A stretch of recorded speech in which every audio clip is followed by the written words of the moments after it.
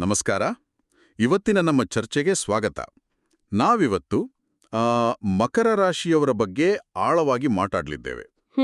ನಮ್ಮ ಕೈಯಲ್ಲಿ ಕೆಲವು ಜ್ಯೋತಿಷ್ಯ ಲೇಖನಗಳು ಆಮೇಲೆ ಕೆಲವು ವಿಶ್ಲೇಷಣೆಗಳು ಇವೆ. ಇವುಗಳನ್ನೆಲ್ಲ ಒಟ್ಟು ಸೇರಿಸಿ ನೋಡಿದಾಗ ಮಕರ ರಾಶಿಯವರ ಬಗ್ಗೆ ಒಂಥರ ಇಂಟ್ರೆಸ್ಟಿಂಗ್ ಚಿತ್ರಣ ಸಿಗುತ್ತೆ. ಹೌದು.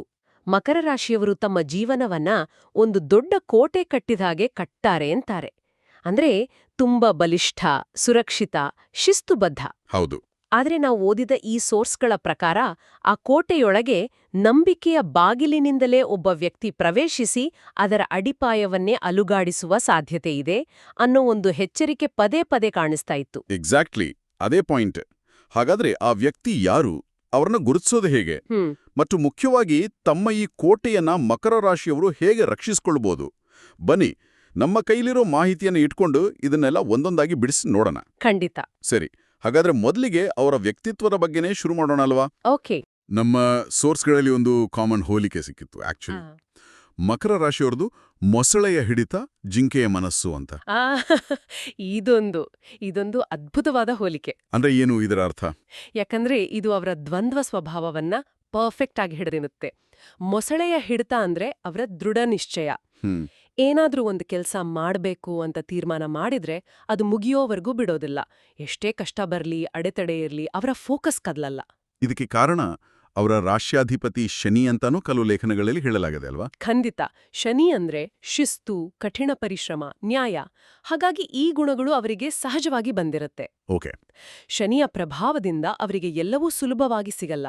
ಪ್ರತಿಯೊಂದಕ್ಕೂ ಅವರು ಬೇರೆಯವರಿಗಿಂತ ಹೆಚ್ಚು ಶ್ರಮ ಪಡಬೇಕು. ಹೌದು. ಆದ್ರೆ ಈ ಕಠಿಣ ಹೊರಗವಚದ ಒಳಗೆ ಒಂದು ಜಿಂಕೆಯಂತಹ ಸೂಕ್ಷ್ಮ ಮನಸ್ಸಿರುತ್ತೆ. ಅವರು ಹೊರಗಡೆಗೆ ತುಂಬಾ ಗಟ್ಟಿಯಾಗಿ, ಭಾವನೆಗಳೇ ಇಲ್ಲದವರ ಹಾಗೆ ಕಾಣಿಸ್ಬೋದು, ಆದ್ರೆ ಒಳಗಡೆ ತುಂಬಾನೇ ಸೆನ್ಸಿಟಿವ್. ಹೌದು. ಇದೇ ಪಾಯಿಂಟ್ ನನಗೆ ತುಂಬಾ ಇಂಟ್ರೆಸ್ಟಿಂಗ್ ಅನ್ಸಿದ್ದು.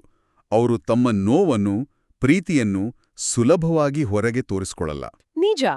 ಅದಕ್ಕೆ ಎಷ್ಟೋ ಜನ ಅವರನ್ನ ತಪ್ಪಾಗಿ ಅರ್ಥ ಮಾಡ್ಕೊಳ್ಳೋ ಸಾಧ್ಯತೆ ಇರುತ್ತೆ. ಅವರ ಪ್ರೀತಿ, ಕಾಳಜಿ ಎಲ್ಲವೂ ಆಳ. ಕುಟುಂಬ, ಸ್ನೇಹಿತರು ಅಂದ್ರೆ ಅವ್ರಿಗೆ ಪಂಚಪ್ರಾಣ. ಅವ್ರಿಗೋಸ್ಕರ ಏನ್ ಬೇಕಾದ್ರೂ ಮಾಡ್ತಾರೆ. ಯಾವುದೇ ಷರತ್ತುಗಳಿಲ್ಲದೆ ಪ್ರೀತಿಸ್ತಾರೆ. ಆದ್ರೆ ಇದೇ ಸೂಕ್ಷ್ಮ ಸ್ವಭಾವವೇ ಕೆಲವೊಮ್ಮೆ ಅವರಿಗೆ ಮುಳುವಾಗುತ್ತೆ ಅಂತನೂ ಹೇಳಲಾಗಿದೆ. ಹೌದು. ಏಕೆಂದ್ರೆ ಅವರು ಬೇರೆಯವರ ಮಾತುಗಳನ್ನ ಬೇಗ ನಂಬಿಬಿಡ್ತಾರೆ. ಯಾರಾದ್ರೂ ಕಷ್ಟದಲ್ಲಿದ್ದೀವಿ ಅಂದ್ರೆ ಪೂರ್ತಿ ವಿಚಾರಿಸದೆ ಸಹಾಯಕ್ಕೆ ಧಾವಿಸ್ತಾರೆ. ಅಂದ್ರೆ ಅವರ ಒಳ್ಳೆಯತನವೇ ಅವರ ದೌರ್ಬಲ್ಯ ಆಗಬಹುದಾ? ಕೆಲವು ಸನ್ನಿವೇಶಗಳಲ್ಲಿ ಹೌದು. ಆದ್ರೆ ಅವರ ಅತಿದೊಡ್ಡ ಗುಣ ಏನಂದ್ರೆ ತಮ್ಮಿಂದ ತಪ್ಪಾಗಿದೆ ಅಂತ ಗೊತ್ತಾದ ತಕ್ಷಣ ಒಪ್ಕೊಂಡ್ಬಿಡ್ತಾರೆ. ಎಕ್ಸಾಕ್ಟ್ಲಿ. ಅದನ್ನ ಒಪ್ಕೊಳ್ಳೋ ಧೈರ್ಯ ಅವ್ರಿಗಿರುತ್ತೆ.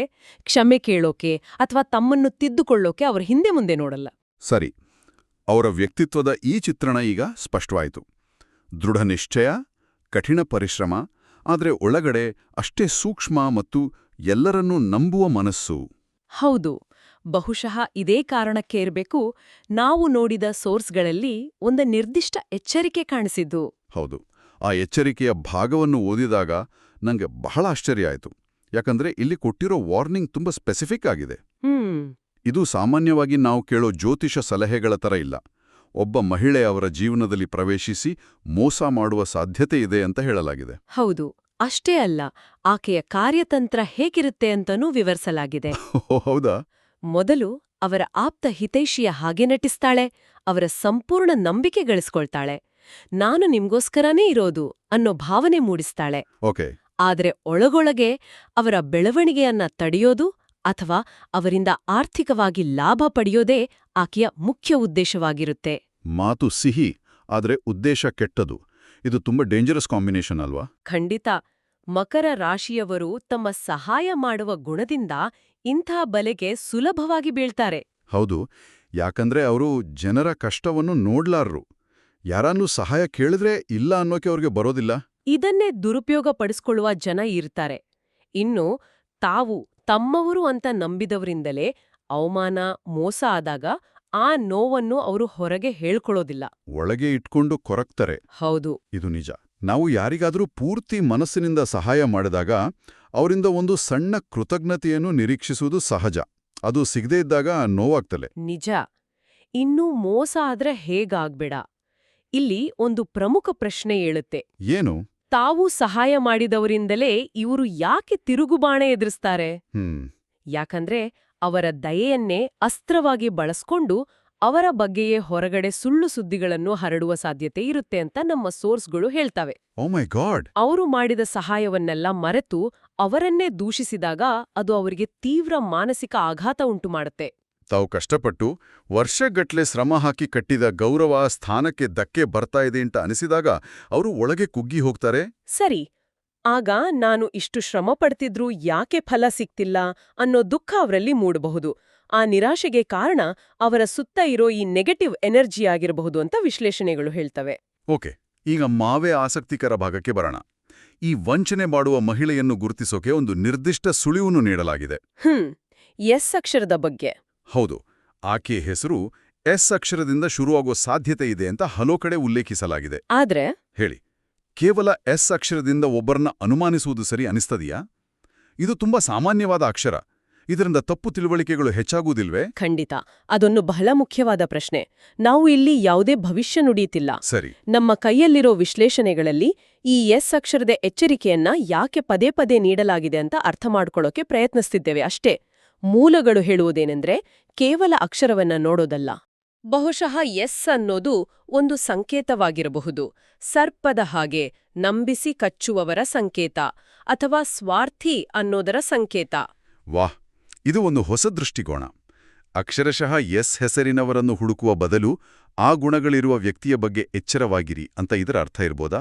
ಖಂಡಿತ, ಮೂಲಗಳು ಅದನ್ನೇ ಒತ್ತಿ ಹೇಳ್ತವೆ. ಆ ಅಕ್ಷರ ಕೇವಲ ಒಂದು ಸೂಚಕ.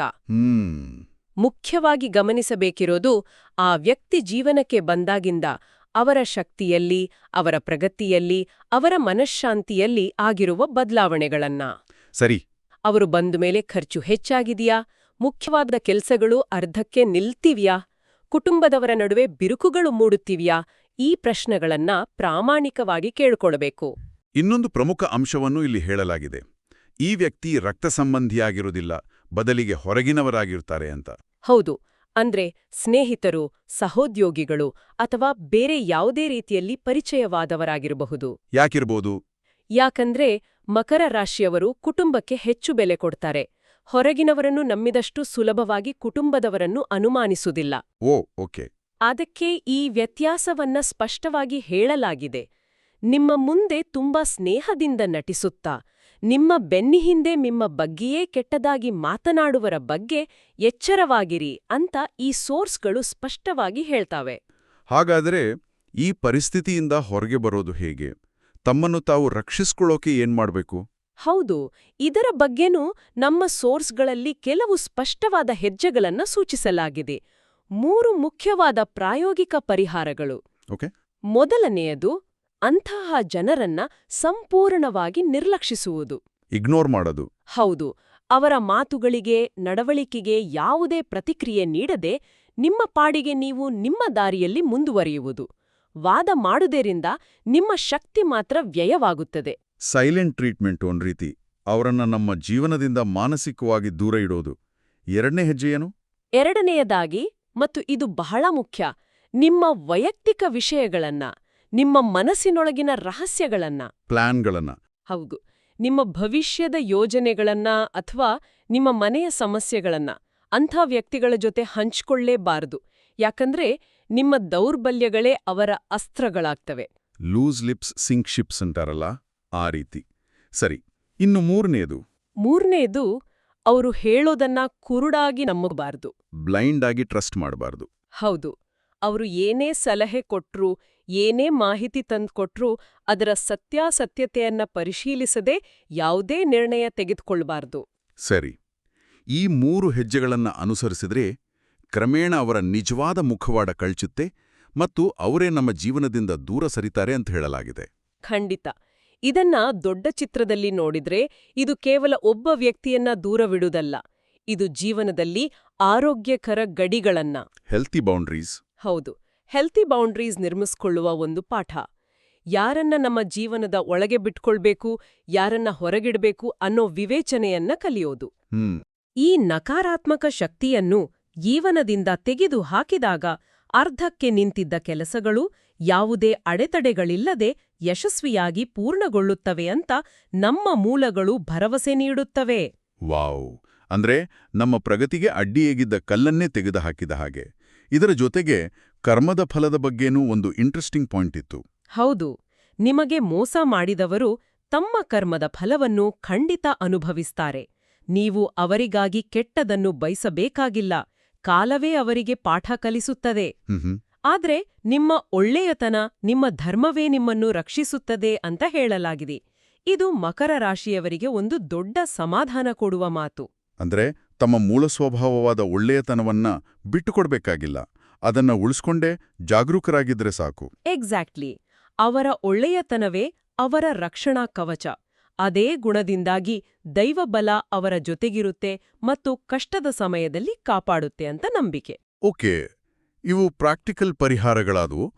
ಇದರ ಜೊತೆಗೆ ಆತ್ಮಸ್ಥೈರ್ಯ ಹೆಚ್ಚಿಸಿಕೊಳ್ಳೋಕೆ ಮತ್ತು ಒಂದು ರೀತಿಯ ಆಧ್ಯಾತ್ಮಿಕ ರಕ್ಷಣೆಗಾಗಿ ಕೆಲವು ಪರಿಹಾರಗಳನ್ನು ಕೂಡ ಸೂಚಿಸಲಾಗಿದೆ.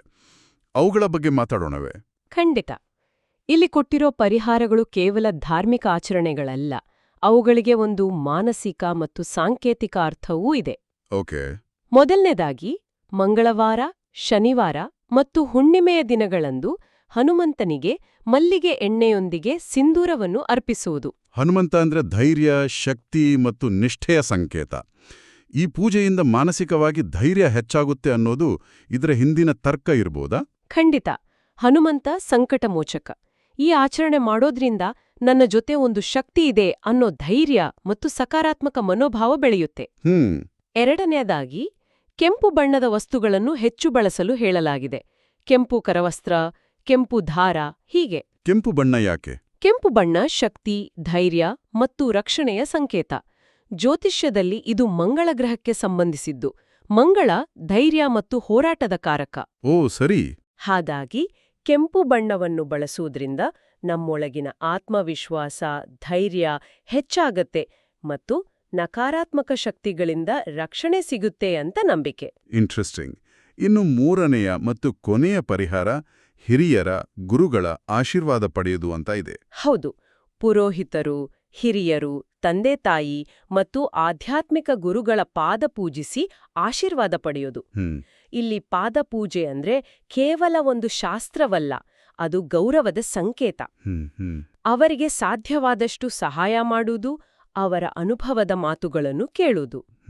ಈ ಗುಣವನ್ನು ಇನ್ನಷ್ಟು ಬಲಪಡಿಸಿಕೊಂಡಾಗ ಅವರ ಆಶೀರ್ವಾದ ಒಂದು ರಕ್ಷಣಾ ಕವಚದಂತೆ ಕೆಲಸ ಮಾಡುತ್ತೆ. ಹಾಗಾದ್ರೆ ಈ ಎಲ್ಲದರ ಅರ್ಥವೇನು ಅಂತ ಒಮ್ಮೆ ಸಂಕ್ಷಿಪ್ತವಾಗಿ ನೋಡೋದಾದ್ರೆ, ಮಕರ ರಾಶಿಯವರ ದೃಢತೆ ಮತ್ತು ಸೂಕ್ಷ್ಮತೆಯ ದ್ವಂದ್ವ ಸ್ವಭಾವ. ಹೌದು. ಬಹುಶಃ ಎಸ್ ಅಕ್ಷರದಿಂದ ಸಾಂಕೇತಿಕವಾಗಿ ಗುರುತಿಸಲ್ಪಡುವ ವ್ಯಕ್ತಿಯಿಂದ ಎದುರಾಗಬಹುದಾದ ವಂಚನೆಯ ಎಚ್ಚರಿಕೆ ಮತ್ತು ಅದರಿಂದ ಪಾರಾಗಲು ಪ್ರಾಕ್ಟಿಕಲ್ ಮತ್ತು ಸ್ಪಿರಿಚುವಲ್ ಮಾರ್ಗಗಳನ್ನ ನಾವು ಚರ್ಚಿಸಿದ್ದೇವೆ. ಮೂಲಭೂತವಾಗಿ ಇದು ನಂಬಿಕೆಯ ಜೊತೆಗೆ ವಿವೇಚನೆಯನ್ನ ಬೆಳೆಸ್ಕೊಳ್ಳುವ ಒಂದು ಕರೆ ಅಂತ ಅನ್ನಿಸ್ತೆ. ಹೌದು. ತಮ್ಮ ಒಳ್ಳೆತನವನ್ನೇ ಉಳಿಸ್ಕೊಂಡು ತಮ್ಮನ್ನು ತಾವು ಹೇಗೆ ರಕ್ಷಿಸಿಕೊಳ್ಳಬೇಕು ಅನ್ನೋ ಒಂದು ದೊಡ್ಡ ಪಾಠ ಇಲ್ಲಿದೆ.